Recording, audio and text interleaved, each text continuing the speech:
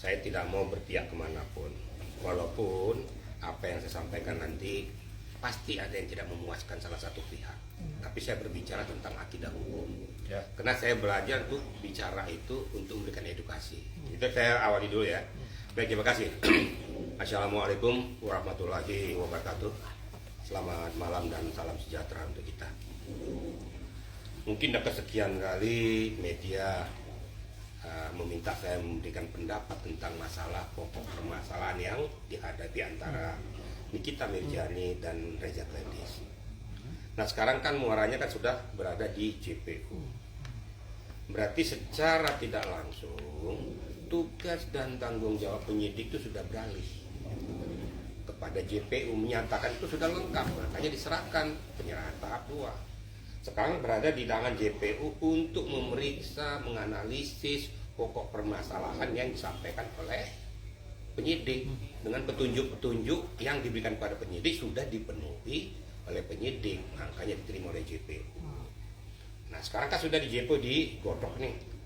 Nanti kalau mereka menganalisis dengan beberapa tim jaksanya, tentunya mereka akan menyiapkan dakwaannya dan disiapkan koordinasi kepada pihak pengadilan untuk minta jadwal persidangan. Itu nanti ada ajang pembuktian.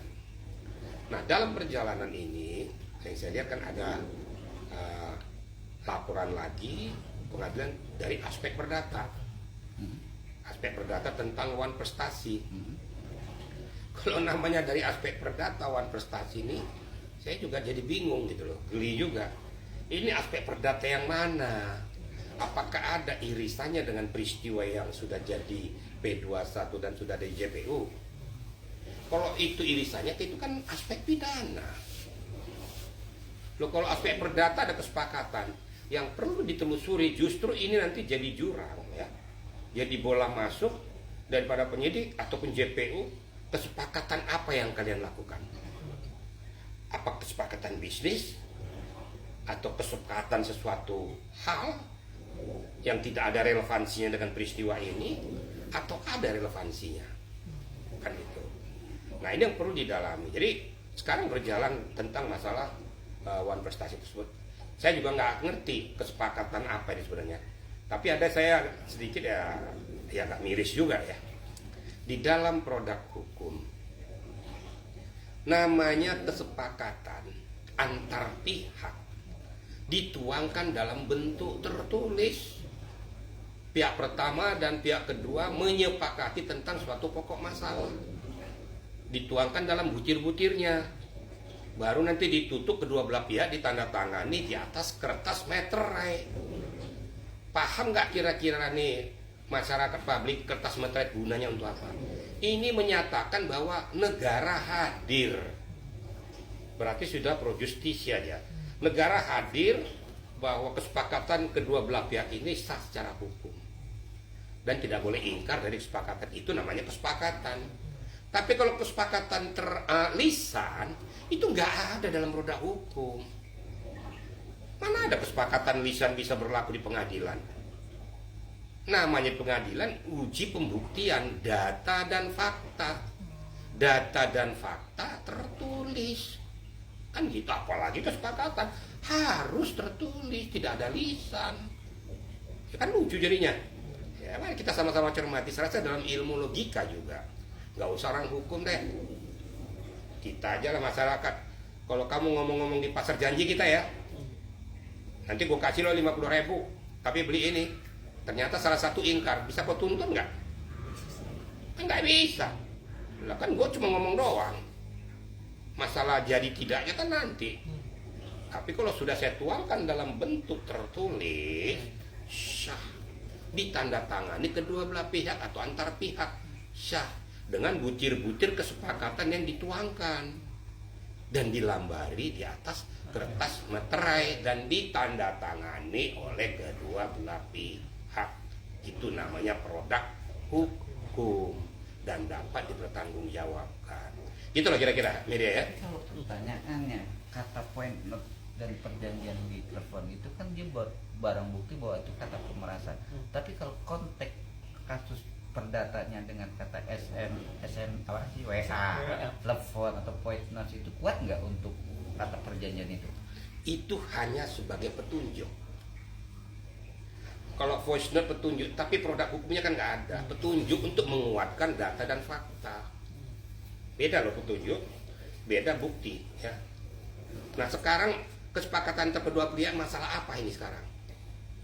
Kan sekarang jadi poin pokoknya adalah berpindahnya uang dari Reza ke Nikita. Nah itu pertanyaannya. Sekarang isi daripada pointer perpindahan ini untuk apa? Oke. Kan gitu. Oke.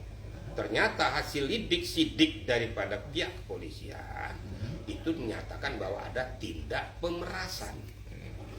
Berarti ada penekanan, dan masyarakat selalu ada pengacara juga ngomong tuh, kalau namanya pemerasan harus ada dilambari dengan ancaman kekerasan. Nah ini nggak belajar hukum yang benar gitu loh.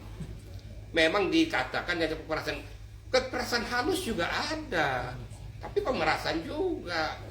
Ya sudah pernah saya kasih contoh, ya nggak apa-apa. Lo nggak mau ngasih ya nggak masalah. Tapi kalau gue speak up, lo jangan salahin gue. Kan takut dong dia, kan di bawah tekanan dia.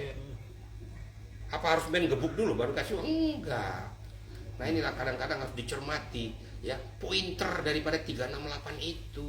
Tapi kan pertanyaannya Jenderal, itu kan masuk substansi dua barang bukti Jenderal untuk mempidanakan seorang RI sendiri dengan poin berkas atau barang buktinya itu voice note sama WA ya kan, WhatsApp itu. Nah balik lagi dengan perdata itu, kalau perjanjian itu kan bisa Nggak bisa lah, ngarang aja kau.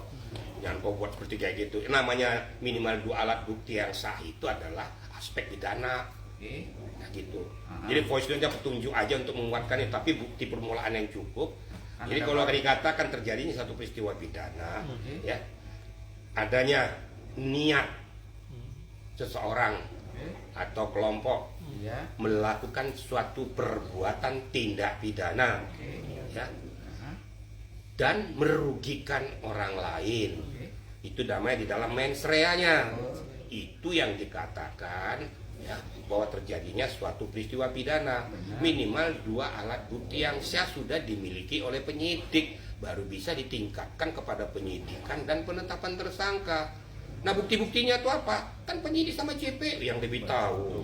Itu kan tidak perlu dipublikasikan. Itu kan menurut alam pikir mereka. Tapi kan pertanyaannya, gugatan perdata itu apakah dia ngambil poin benang merah dengan kata yang substansinya sama dengan laporan itu, nggak bisa, nggak kuat? Saya udah ngomong. Iya. Kalau hanya itu aja nggak ada relevansinya pada produk hukum. Produk hukum harus dituangkan dalam bentuk tertulis. Itu petunjuk. Voice note petunjuk, memang terjadi ini kan itu petunjuk. Tapi petunjuknya ini harus dikuatkan oleh bukti utama. Itu kalau secara perdata ada tanda tangan. Iya. Contoh gini, ada suatu peristiwa pemerkosaan. Iya. Ya. Ada voice note ngasih tahu tuh, oh ini seseorang diperkosa nih, berada di posisi ini. Kemudian setelah nyampe di lokasi itu nggak ada orang diperkosa, berbunyi nggak tuasamu. Ya sudah itu aja. Tapi kalau seandainya yang diperkosa ternyata sesuai dengan isi WhatsApp itu atau voice note itu, ternyata di lokasi, ya di lokasi delik itu terjadi tindak pidana sesuai dengan apa yang ada di WhatsApp, itu baru bunyi petunjuknya ini mengarahkan kepada itu. Jadi kalau seorang itu melakukan sidik itu seperti itu, ya saya mohon maaf, saya kan mantan penyidik, ya saya mantan penyidik, betul-betul produk itu harus benar. Jadi jangan menurut akal saya, menurut saya, bukan menurut saya, menurut hukum. Kalau sudah menurut saya ya rusak semua. Harus bersandarkan kepada akidah hukum. Itu loh rekan-rekan media ya. Jadi ya namanya pengamat macam-macam lah. Tapi saya selalu berbicara menggabungkan apa yang saya ketahui pada saat saya jadi seorang reserse tulen dan saat sekarang saya jadi pengacara. Jadi apapun yang dilakukan penyidik itu saya sudah tahu. Ya, dia mau lari kemana pun saya sudah tahu mau kemana dia berpijak. Kemana mau dikejar dia saya sudah tahu. Nah, tinggal saya mempersiapkan data.